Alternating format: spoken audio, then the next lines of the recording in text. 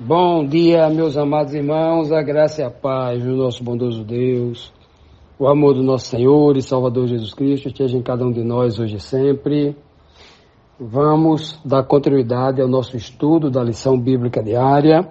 Hoje, na quarta-feira, temos mais duas perguntas, dando prosseguimento ao tema da nossa lição desta semana, mostrando que Cristo falando que deveríamos comer a sua carne e beber o seu sangue como um alimento espiritual muito superior ao alimento que nós fazemos hoje, que nós usamos hoje para alimentar o nosso corpo físico. Então, ontem, na lição de ontem, nós vimos que quando o último verso, que Cristo disse para aquele povo todo lá, quem se alimentasse dele, ele iria viver para sempre, Ele tinha dito que assim como ele se alimenta do Pai, nós deveríamos se alimentar dele para viver por ele e para ele. Pois bem, então hoje, na pergunta número 7, nos traz aqui mais um questionamento, Logo após Jesus Cristo concluir ali a sua pregação, a pergunta diz assim: ao Jesus ensinar tão profunda mensagem espiritual, que fez os seus discípulos diante dos judeus em sua sinagoga, lá na região da Galileia, a região onde Jesus Cristo foi criado, onde ele cresceu, O versículo 59 e o 60 do capítulo 6 diz assim: Ele disse isso quando ensinava na sinagoga de Cafarnaum. Cafarnaum era uma das cidades da Galileia, Ao ouvirem isso, muitos dos seus discípulos disseram: dura é essa palavra. Quem consegue ouvi-la? Ou seja, quem consegue suportar isso nos ouvidos? É muito duro isso. Tem que comer a carne dele e viver para ele. Ele tem que viver dentro de nós. Eles entenderam direitinho o que Cristo quis dizer, nesse sentido, mas para eles era muito difícil.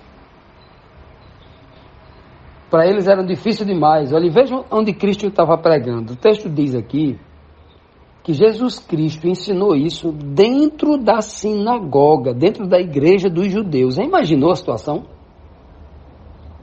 Então Jesus estava pregando exatamente na sinagoga lá em Cafarnaum, E quando os discípulos escutaram aquilo lá, não disseram outra coisa. Se os próprios discípulos de Cristo ficaram altamente escandalizados, com a pregação de Jesus, o que esperar então dos judeus ali que era contra Jesus, dos religiosos judeus que estavam ali para servir o sistema, a religião judaica? O que esperar então deles? Muita gente pode se questionar. Então, Jesus Cristo estava, quando a Bíblia diz aqui, falando que os seus discípulos, muitos dos seus discípulos aqui, os seus discípulos falaram assim: esta pregação é dura. É difícil da gente ouvir, a gente não está querendo ouvir isso não, isso é muito duro para a gente, é um pedido muito difícil para a gente atender. Quem eram esses discípulos? Eram os 12? Eram apenas alguns dos 12? Quem eram eles? Ora, a Bíblia diz que Jesus Cristo, em determinado momento, no início do seu ministério, pouco tempo depois de ele ensinar algumas coisas aos discípulos, ele enviou os 12. E a Bíblia diz também que logo em seguida, algum tempo depois, ele enviou também mais 70 discípulos. Então o texto aqui não vai dar precisão.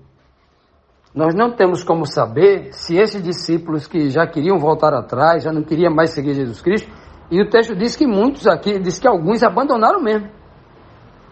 Quem eram estes? Era aquele do grupo dos 12 ou aquele do grupo dos 70? Bom, se foi alguém que estava no grupo dos 12, voltou, Se foi ali embora, voltou. Alguém que achou que era realmente a palavra pesada demais foi embora, voltou. Porque nós vamos encontrar tanto lá na ceia do Senhor, os 12, inclusive até Judas, que sai a partir dali para para trair Jesus e nunca mais voltar, né? E no Pentecoste também estão os 12, né? Substituindo Judas lá, né? O Matias, né? Substituindo Judas.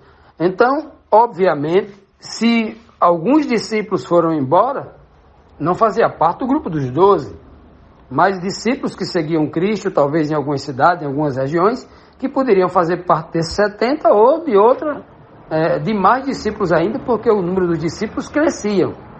Existiam aqueles discípulos de Jesus que ele enviava para ensinar, e existiam aqueles discípulos que o seguiam estavam no estágio ali de aprendizado ainda, né? Então a Bíblia não diz, ela não especifica quantos foram os discípulos que disseram que aquelas palavras eram muito duras de ouvir, de aceitar, de compreender, né? Principalmente de aceitar, né? Aceitar aquilo como... Porque o discípulo está escutando tudo que o mestre está dizendo, e o discípulo agora vai ter que dizer essas mesmas palavras quando ele for enviado para algum lugar. Já imaginou alguém não entender isso, chegar assim, olha, você... Imagine alguém saindo ali de Cafarnaum, indo lá para as terras da Judéia, lá para Belém, lá para baixo, lá para Betânia, e chegar assim, vocês têm que comer a carne de Jesus Cristo, Filho do Homem, e tem que beber o sangue dele. Agora, já imaginou o discípulo ter que ensinar algo nesse sentido? Que se as pessoas perguntassem, eu tenho que comer o sangue literal, tem que beber o sangue literal dele e comer a carne literal dele, é isso mesmo? E eles não terem um argumento espiritual profundo para pregar, então eles se sentiram inibidos. Se sentiram com medo de dizer aquilo porque espiritualmente não estavam preparados, né? Não estavam... não entenderam. Para eles foi muito escandaloso aquela pregação, aquele ensinamento de Jesus Cristo. Como discípulo, que o discípulo ele se comprometia com o mestre. A partir de agora eu vou dizer tudo que o Senhor mandar. Vou fazer tudo que o Senhor mandar e vou pregar do jeito que o Senhor ensinar. E quando Cristo fala, eu sou o pão da vida, eu sou o pão que desceu do céu, tem que comer a minha carne é o verdadeiro alimento para vocês, eles tinham que repetir essa mesma coisa. Já imaginou a dificuldade que esses discípulos tinham para dizer isso? Por isso que muitos o abandonaram, porque não entendiam o que hoje a gente consegue entender, por entender exatamente a linguagem espiritual com que Cristo se comunicava. Infelizmente não entenderam e muitos ali abandonaram ao Senhor Jesus. Bom dia, meus amados irmãos, a graça e a paz do nosso bondoso Deus, o amor do nosso Senhor e Salvador Jesus Cristo esteja em cada um de nós hoje e sempre. Vamos dar continuidade ao nosso estudo da lição bíblica diária. Hoje, na quarta-feira, temos mais 2 perguntas, dando prosseguimento ao tema da nossa lição desta semana, né? Mostrando que Cristo falando que deveríamos comer a sua carne e beber o seu sangue como um alimento espiritual muito superior ao alimento que nós fazemos hoje, né? Que nós usamos hoje para alimentar o nosso corpo físico. Então, ontem, na lição de ontem, nós vimos, né, que quando o último verso, né, que Cristo disse para aquele povo todo lá, né, quem se alimentasse dele, ele iria viver para sempre, né? Ele tinha dito que assim como ele se alimenta do Pai, nós deveríamos se alimentar dele para viver por ele e para ele. Pois bem, então hoje, na pergunta número 7, nos traz aqui mais um questionamento, né? Logo após Jesus Cristo concluir ali a sua pregação, a pergunta diz assim: ao Jesus ensinar tão profunda mensagem espiritual, que a pergunta seguinte, aqui na pergunta 8, dando continuidade o texto anterior, que disse que após Jesus Cristo pregar lá na sinagoga dos judeus, né, alguns dos seus discípulos se escandalizaram ao dizer que era muito duro ouvir a pregação de Cristo, né? A palavra dele era muito dura. E eles disseram que ninguém conseguia ouvir aquilo. Ouvir no sentido de aceitar, né? E na 8ª pergunta, traz aqui o seguinte questionamento: que pergunta então fez Jesus aos seus discípulos espantados com tão profunda revelação espiritual. Olha a pergunta que Cristo vai fazer agora. Ele vai dizer assim, o versículo 61, sabendo em seu íntimo, Jesus sabendo em seu íntimo, na sua mente, né? O Pai revelou para ele, sabendo em seu íntimo que os seus discípulos estavam se queixando do que ouviram, Jesus lhe disse, isso os escandaliza? Que coisa, né? Já imaginou? Já imaginou? O Espírito de Deus, que falava tudo ao ouvido de Cristo, como Cristo diz lá no capítulo 5, versículo 30 lá de João, né? Aqui do livro de João, ele vai dizer com todas as letras também, ele já tinha dito isso no capítulo anterior, estamos no capítulo 6, no capítulo 5, ele já havia dito com toda a clareza para os seus discípulos, dizendo assim, olha, eu julgo segundo o que eu ouço, do jeito que eu ouço, assim eu faço, assim eu falo, né? No capítulo 12, 14, 17, ele vai dizer o tempo todo, né? Eu só falo aquilo que eu escuto, aquilo que o meu pai me manda dizer, e se o pai manda dizer é porque está falando com o ouvido dele, né? E aqui Cristo soube que no íntimo do coração dos seus discípulos, né, eles estavam ali, né, realmente achando que o que as pessoas estavam falando ali, aqueles que abriram a boca e tiveram a coragem de falar, que realmente aquela pregação era complicada, aquela pregação era muito dura, era profunda demais para um povo, né, sem discernimento espiritual. É tanto que os discípulos vai entrar só nessa profundidade espiritual depois do batismo lá no Pentecoste. Mas antes disso, os discípulos também ficaram ali realmente, né? Ficaram ali balançados só para nós termos uma ideia da grandeza, da profundidade, da grandiosidade que é essa mensagem. Muita gente demora muito tempo para entender a grandeza dessa revelação. Quando Jesus falou assim, olha, comam a carne do Filho do Homem, bebam o meu sangue. Muita gente tem dificuldade de entender isso. As igrejas, na sua maioria, pulam o capítulo 6 de João com medo de examinar isso. Os pastores não dedicam a escrever livros sobre isso, não. Porque é muito profundo. E o homem religioso, ele só busca facilidade, as coisas mais fáceis, só, né? As facilidades da vida, principalmente para esta vida. É assim, o religioso é assim, o homem natural, o homem carnal é assim, ele só quer a facilidade, ele só pensa nele, ele só pensa no estômago dele, ele só pensa em se saciar, em se satisfazer. Isso é da natureza do homem pecador. E então, uma fala dessa, era muito dura, era dura demais. Então Cristo tem que chegar para ele para tentar fazê-los pensar, porque o apelo de Jesus Cristo será sempre ao espírito do homem. Jesus jamais faria um apelo ao homem carnal, ele sempre apela sempre ao espírito. O tempo todo Jesus Cristo está querendo que o povo pense, que o povo analise, que o povo, né, use a mente, que o povo ore mais, que o povo medite mais, que o povo busque respostas, obviamente, na mente, depois de ler as Escrituras, depois de ouvir as Escrituras, que ele comece a refletir naquilo e busque respostas. Jesus, né, quer que o tempo todo o ser humano use a mente que lhe foi dada. O tempo todo, por isso que a sua mensagem é espiritual, ele fala o espírito, ele não fala o estômago. E as religiões tradicionais, não só do tempo de Jesus, mas as de hoje, elas sempre vão ter mais sucesso, falando como empresa, falando como instituição, quando ela fala uma linguagem material, quando ela promete alguma coisa para esta vida, dinheiro, fama, poder, influência, né? E muita gente está prometendo isso. É por isso que as igrejas estão abarrotadas de gente, porque estão procurando, assim como aquela multidão, só o pão para comer ali, é coisa material. E então quando Cristo chega para os seus discípulos e diz assim, isso vos escandalizou também? Olha que pergunta, vos escandaliza? Se tivesse um discípulo de coragem, ali, os discípulos, né, corajosos, de dizer o que estava sentindo, aqueles que estavam realmente escandalizados, falaram, mestre, Eu não estou escandalizado, não. Eu estou aterrorizado. Eu estou decepcionado.